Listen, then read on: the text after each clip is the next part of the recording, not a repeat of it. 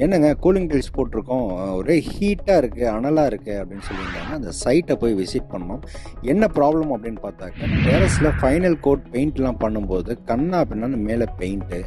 ஒர்க்கை முடிச்சதுக்கப்புறம் க்ளீனாக ப்ராப்பராக அதை வந்து தொடச்சி வேலை நடக்கும்போதே அதை மெயின்டைன் பண்ணாமல் விட்டதுனால இவ்வளோ கரையும் இந்த பெயிண்ட்டும் மேலே படும்போது, ஸோ நேச்சுரலாக இந்த ஹீட் ரிஃப்ளெக்ட் பண்ணக்கூடிய மெட்டீரியல் யூஸ் பண்ண இந்த கூல் ரூஃப் டைல்ஸு என்ன ஆயிடுதுன்னா, மேலே இந்த மாதிரி கரையோ இல்லை அழுக்கோ பட்டுச்சுன்னா கண்டிப்பாக அந்த இடத்துல ரியாக்ட் பண்ணாதுங்க.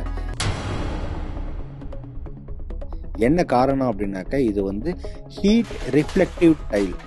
ஸோ ஒரு மிரர் மாதிரி வெப்பத்தை பிரதிபலிக்கிற மினரல்ஸ் இதில் பயன்படுத்தியிருக்கோம். அந்த மினரல்ஸுக்கு மேலே ஏதோ ஒரு டஸ்ட் ஃபார்ம் ஆகும்போது கண்டிப்பாக ஹீட் ஓரளவு அப்சர்வ் ஆக வாய்ப்பு இருக்குது. ஆனால் அது கடந்து வீட்டுக்குள்ளே போகுமா அப்படின்னாக்கா அது கடக்காதுங்க.